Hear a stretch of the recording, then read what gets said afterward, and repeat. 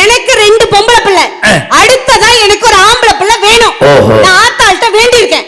நான் எப்ப 300 நாள் சுமந்து நான் மாசமா இருந்து எப்ப ஆம்பளை பிள்ளை பெக்கிறது?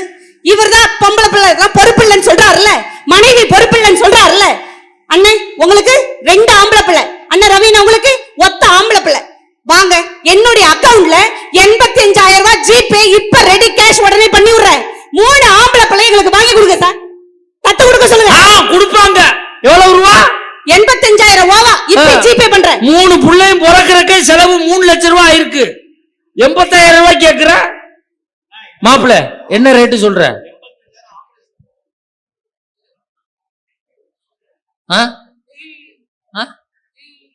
என்ன ஓகேவா? என்னவா? 3 பிள்ளையும் சேர்த்து 7,90,000 கேக்குறாங்க. கொடுப்பீங்களா? கொடுக்குறாங்களாமா. பிரசவ செலவு, ப்ராசஸ் செலவு,